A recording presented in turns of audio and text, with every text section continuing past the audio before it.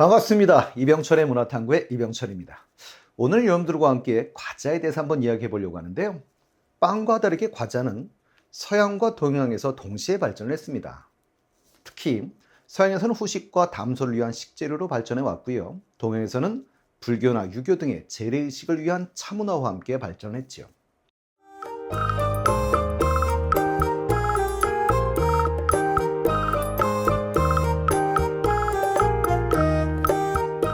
재료를 놓고 봐도 밀을 주식으로 하는 서양이 빵과 함께 밀가루를 가지고 과자를 만들어 왔다면 쌀을 주식으로 하는 동양은 떡과 과자를 중심으로 발전시켜 왔습니다. 우리나라의 서양 과자가 소개된 것은 1884년 한러 수호 통상조약이 체결된 후에 정동구락부에서 서양 음식을 소개하기 시작하면서부터였습니다. 이때 소개된 서양 과자들은 우리나라 전통의 한과보다는 훨씬 자극적이었겠지요. 그래서 상류층에서 연말연시에 선물로 유행하게 되는데요. 그러다가 1920년 처음으로 양과자점이 생겨났고 45년 해방되기까지 약 140개의 양과자점이 있었다고 합니다. 그리고 제과 공장이 대략 한 10개 정도 있었다고 하는데요. 하지만 일제시대였기 때문에 제과점은 모두 일본인들이 운영했다고 합니다. 우리나라 사람이 처음 시작한 제과점은 1545년 설립된 해태제과입니다. 그 후에 동양제과가 설립되어 제과업의 양대 산맥을 이루다가 롯데제과가 나오면서 다양한 종류의 과자를 양산하게 되었습니다. 물가를 놓고 본다면 과자값이 고기 100g 가격을 추월했다고 하는데요.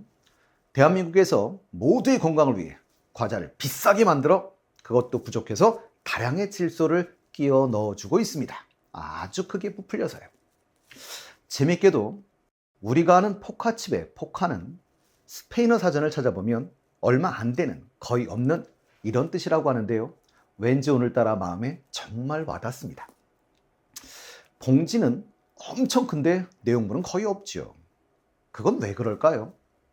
물론 제조사 측에 따르면 제품이 산소와 접촉하게 되면 부패가 빨리 발생하기 때문에 질소를 넣어서 그렇다고 합니다. 그래도 너무 봉지가 큰 게 아닌가요? 그건 부서지는 것을 방지하기 위해서라는데요. 그러나 소비자들의 입장에선 봉지만 지나치게 크다고 생각을 하고 이걸 비꼬기 위해서 과자 봉지를 연결해서 보트처럼 타고 나가는 풍자를 하기도 했었습니다. 그리고 제 생각인데요. 제품의 가격이 비싸다고 비난을 하면 가격 안 올리겠다 라고 발표를 하지요. 그러면 과자의 양이 작아집니다. 전 제 입이 커진 줄 알았습니다. 살아생전 과자를 많이 먹은 시체는 방부제 때문에 안 썩는다고 하시는 분들이 계시는데요. 그건 낭설입니다. 과자에 든 방부제는 소화기관을 거친 후 대부분 체외로 빠져나온다고 하죠. 과자 봉지 안쪽을 잘 살펴보시면 거의 대부분 은색으로 처리되어 있는데요. 왜 그럴까요? 과자 봉지 포장재는 겉으로 보기에는 얇은 비닐처럼 보이지만 실제로는 3겹에서 한 4겹 정도로 이루어져 있다고 하는데요. 그리고 그 가운데는 알루미늄 층이 있다고 합니다. 알루미늄은 빛과 산소의 투과를 막아서 제품의 보존성을 높여주는 이런 역할을 하기 때문이라고 하지요. 그리고 비닐에는 아주 미세한 구멍들이 있는데요. 그 구멍보다 산소 분자가 더 작기 때문에 산소가 들어오게 되는데 이걸 막기 위해서 알루미늄으로 코팅을 하게 되는 것이죠. 껌의 경우도 여러분들이 잘 보시면 은박지로 쌓아놨죠. 그건 습기를 차단하고 껌의 향이 새나가는 것을 방지하기 위해서고요. 껌의 주원료인 껌 베이스는 습기에 노출되거나 열을 받으면 물렁물렁해지는데요. 은박지로 싸서 이걸 막고 있는 것이죠. 과자 표면을 보시면 쌀 과자에는 하나, 건빵에는 2개, 비스킷에는 10개 내지 13개의 구멍이 있는데요. 이 구멍들은 대체 왜 있는 걸까요? 그건 과자를 구울 때 너무 부풀어 올라 터지는 것을 방지하기 위해서입니다. 과자의 주원료인 밀가루에는 글루텐이라는 성분이 들어있는데요. 이 성분이 과자를 구울 때 단단하게 뭉치게 하는 역할을 해요. 그러니 밀가루 반죽 안에 들어있는 가스가 빠져나가지 못하게 하고 가스가 빠져나가지 못하게 되면 과자의 표면이 울퉁불퉁해져서 모양이 고르지 않게 되죠. 그러니 그 구멍들은 가스가 빠져나가는 배출구인 셈인 겁니다. 비스킷의 두께와 구멍의 수는 아주 밀접한 관계가 있는 것이지요. 과자를 납작하게 만들고 싶으면 구멍수를 늘려주시면 되고요.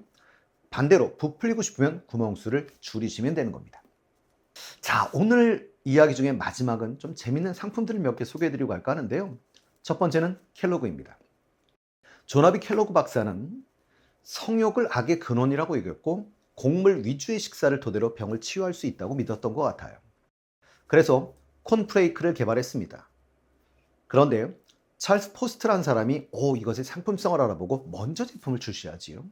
그게 바로 포스트의 콘프라이트입니다. 이에 격분한 조나비 켈로그 박사의 동생이었던 월키스 켈로그가 켈로그를 설립해서 콘프로스트가 탄생하게 된 겁니다. 두 번째는 포테이토 칩인데요. 미국 뉴욕에 있는 호텔 주방장이 만든 거라고 하지요. 만들어진 게 아주 재밌습니다. 손님이 프렌치 프라이를 시켰는데요. 너무 크고 눅눅하다 라면서 계속 컴플레인을 걸었고 다시 해가면 또다시 더 얇게 이런 식으로 계속 했나 봐요. 그래서 골탕 먹이려고 아주 얇게 그리고 딱딱하게 바싹 튀겨서 소금까지 뿌려서 내보냈답니다. 그런데 너무 만족하더라는 거예요. 그래서 그때부터 메뉴로 만들어지게 된 거고요. 이 포테이토 칩을 개발한 셰프는 이걸 계기로 많은 돈을 벌었다고 합니다. 마카롱의 원조가 어느 나라인지 아십니까? 프랑스? 그런데 프랑스에서 시작한 것은 아니라고 하지요. 마카롱의 원조는 이탈리아랍니다. 그렇다면 프랑스 마카롱이 유명해진 이유는 대체 뭐 때문이었을까요? 우리가 아는 마카롱의 형태가 처음에는 지금의 형태는 아니었다고 해요. 16세기 중엽 이탈리아 유력 가문이었던 카트린 드 메디치라는 가문이 프랑스 왕실의 사람과 결혼을 하게 되었는데요. 다양한 혼수품을 준비하고 있었고 그중 하나가 바로 마카롱이었다고 합니다. 이때 프랑스로 마카롱이 전해지게 됐다고 하지요. 하지만 이탈리아 초창기 마카롱은 우리가 알고 있는 모습이 아니었다고 해요.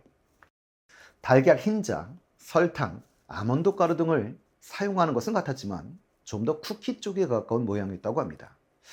우리가 알고 있는 지금의 형태의 마카롱은 20세기 프랑스의 유명 제과점 라튜레라는 곳에서 만들어졌다고 하는데요. 마카롱 특유의 바삭함은 이탈리아에서 시작됐지만 크러스트 사이에 필링을 넣은 형태는 프랑스에서 만들어진 것이지요. 그래서 프랑스 마카롱이 유명해지게 된 것입니다. 자, 그럼 우리나라도 하나 좀 보고 갈까요? 우리나라에서 과자 그러면 가장 많이 떠오르는 게 호두 과자입니다. 충청남도 천안시를 원조로 하는 과자인데요. 사실은 제가 이걸 왜 우리나라를 대표한다고 했냐면 제가 천안 태생이거든요. 대한민국의 휴게소, 기차역, 터미널 등 교통시설의 대표 간식이기도 하지요. 호두의 한자식 표기는 호도인데요. 그래서 우리가 호두과자라고도 합니다.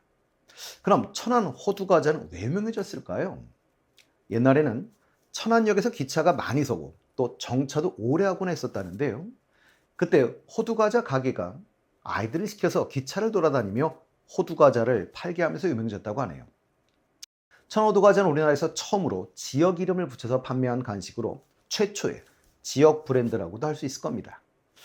다음 시간은 유명한 과자들의 재밌는 이야기를 한번 다뤄보도록 하겠습니다.